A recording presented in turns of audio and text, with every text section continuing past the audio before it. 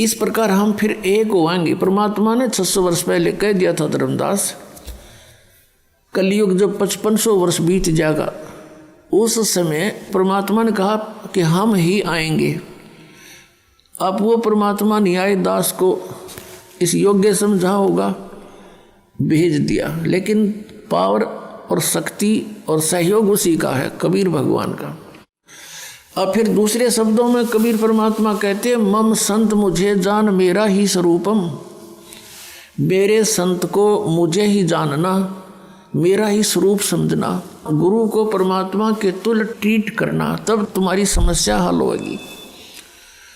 भले ही जैसे गुरु जी परमात्मा नहीं है, लेकिन आप जी ने गुरु जी को एज ए गॉड ट्रीट करना पड़ेगा, तब आपका समाधान हो सकेगा, नहीं तो नहीं होगा। जैसे एक गणित का प्रश्न होता है ब्याज का, ऋण का, तो उसमें मूलधन ज्ञात करना होता है, तो उसमें मानना पड़ता है कि मान लीजिए मूलधन 100 रुपये, फिर उससे वो दर निकल आती है, फिर मल्टीप्लाई करके ओरिजिनल मूलधन हमें प्राप्त हो सकता है। ओरिजिनल मूलधन अरबों में होता है, लेकिन उस अरबों वाले मूलधन को प्राप्त करने के लिए हमने सपोज करना पड़ेगा कि मान ले मूलधन 100 रुपये, वो 100 रुपये मूलधन नहीं है, पर उस 100 रुपये मूलधन मानने बिना वो अरबों वाला मूलधन मिला को नहीं। ऐसे ही दास को यानी गुरु को आपने ये सोच के अपने आप को व्यवहार बदलना पड़ेगा कि मेरे सामने भगवान खड़ा है। गुरु एक मनुष्य नहीं। परमात्मा कहते हैं, गुरु मानुष कर जानते ते नर कहिए अंध, महा दुखी संसार में फिर आग गई यम के फंद। गुरु को मानुष जो गिने अर्प करे चरणामृत को पान, वो चरण धो धो पीवारू मानुष गिने, ते नर नर कह जावेंगे युग युग होवे समान, चाहे भक्ति भी कर रहे हैं। अब ये मर्यादाएं आपने अपनानी पड़ेंगी, अपना व्यवहार बदलना पड़ेगा, अपना स्वभाव बदलना पड़ेगा, आधीनी में आना पड़ेगा। हमने आधीनी बिना भगवान नहीं मिले। हम अभिमान कितना कर सकते हैं, किस चीज़ का कर सकते हैं? अगर शरीर का करते हैं, उच्च जाति का करते हैं, शरीर में 1 मिनट में अधरंग मार दिया, पड़ा पड़ा बांगा मुँह हो जा, मुँह में माखी बड़े और लगने, हाथ से हटा भी नहीं सकता। बता इसका क्या अभिमान करे प्राणी। आज उच्च जाति में है, कल मृत्यु हो गया, गधा बन गया, वह जाति के सा काम दिया उस जाति और मजहब ने। तो हमने हर तरह से अपने इस मन के जो पर हैं बकवाद करने के, ये सब काटने पड़ेंगे, इनको ठीक करना पड़ेगा। तो ये ज्ञान से होगा। तो जब हम गुरुजी को एज ए गॉड ट्रीट करेंगे, अब जिन्होंने परमात्मा पाना है वो अच्छे विद्यार्थी होते हैं। अच्छे विद्यार्थी अपने स्कूल के विद्यालय के टीचर के साथ भी बहुत अच्छा ही व्यवहार करते हैं, और जो निकम्मे होते हैं वो तो फिर स्वभाव उनका खराब होता है, फिर लास्ट में वो शिक्षा प्राप्त नहीं कर पाते हैं, फिर मजदूर लगते हैं, आजीवन दुख पाते हैं। तो यहाँ बताया कि इस प्रकार हम जब रहेंगे,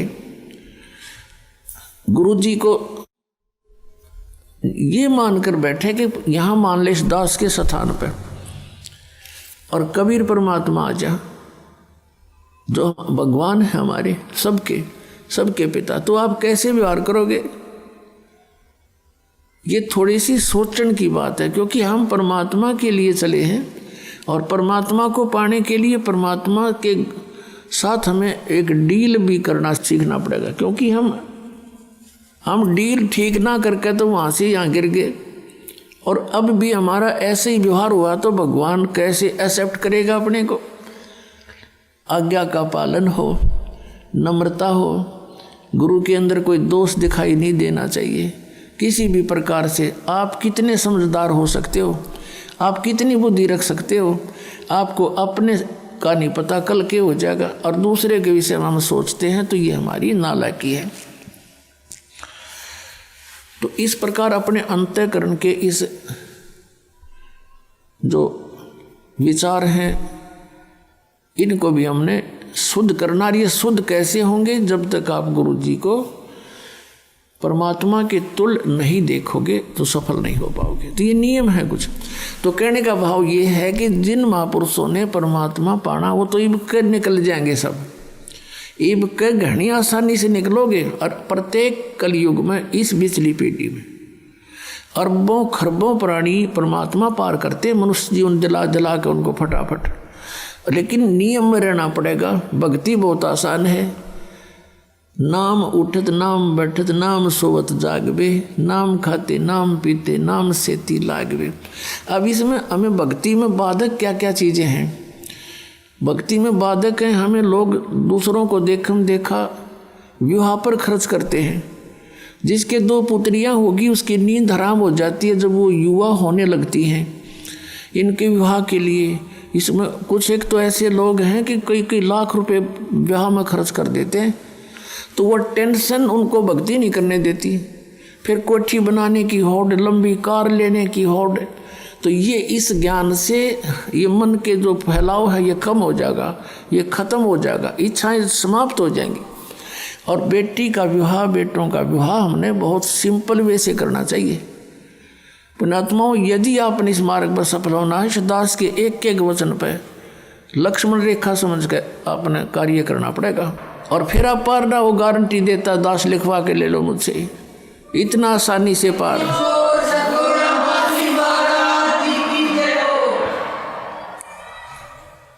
इन कार कोठियान के सिर में मारेगा, सारी उम्र खोदी इन कोठी बनाने में, कार खरीदन में, और कल मृत्यु हो जा। गधा बना फिर कुत्ता बन के अंडे सैर से पट्टे करता। तो ये हमने ज्ञान नहीं था, हम देखा लागे। अब बच्चा जो है बचपन से कोई बुराई नहीं करता। 90% बुराई या जो भी क्रियाएं हैं समाज से सीखता है।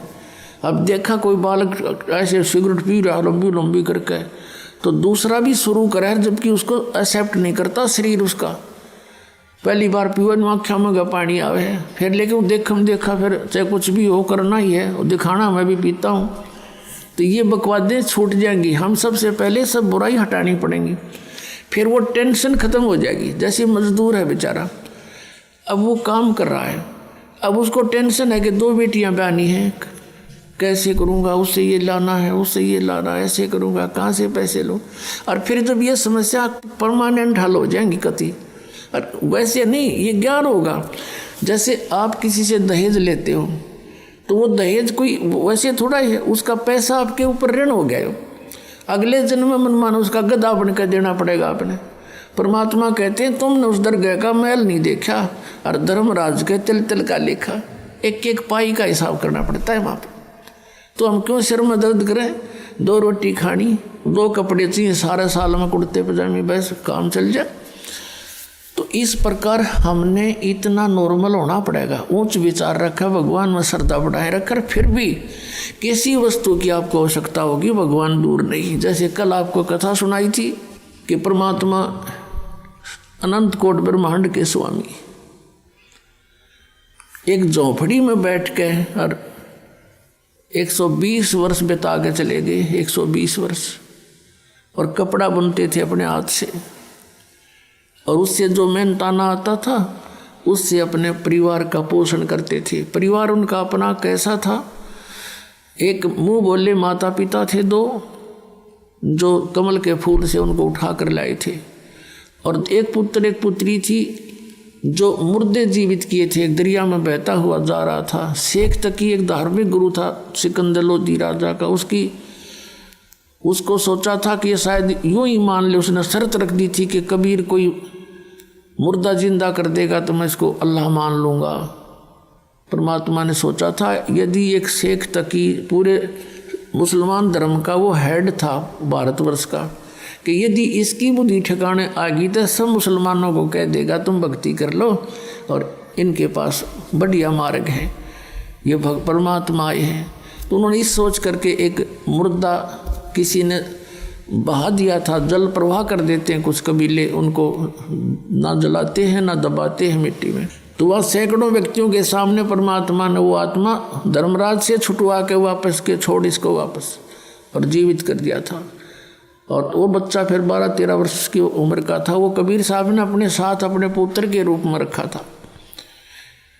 उसने आत्मा ने ज्ञान हो गया था कि हमारा पिता तो वास्तव में ये है।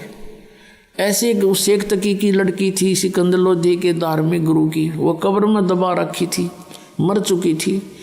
उसको फिर उसने दूसरी शर्त ये रख दी कि मेरी लड़की ने जीवित कर दे तो मैं मान लूँ। वो लड़का तो सदमे में था, वो तो जीवित ही था, वैसे ही तुक्का लग गया इसका।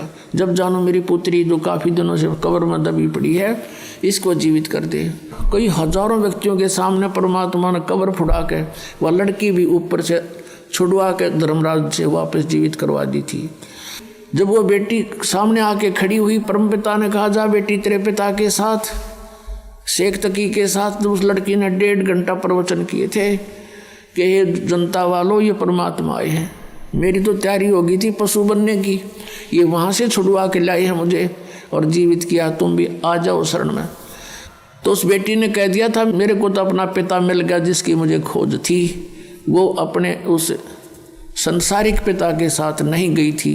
तो ये 2 बालक थे, वो भी 12-13 साल की आयु की थी लड़की, और 2 माता पिता थे। तो उस परिवार का पोषण करके इसलिए दिखाया कि तुम ऐसे रहो यदि तुमने सतलोक जाना है, और यहाँ काल की भांग पीनी है तो फिर यहीं रह जाओगे, तुम्हारा नशा उतरा को नहीं। मान बढ़ाई जमपुर जाई, तुम होए रहो दास समदासा। मान बढ़ाई में रहोगे तो काल के लोक में रहोगे। मान बढ़ाई छोड़ के परमात्मा में श्रद्धा बढ़ा के ज्ञान को आधार बनाकर इस सफ़र को तुम तय करो। बहुत आसानी से सफ़र तय होगा आपका, और परमात्मा बहुत सहज मिलेगा।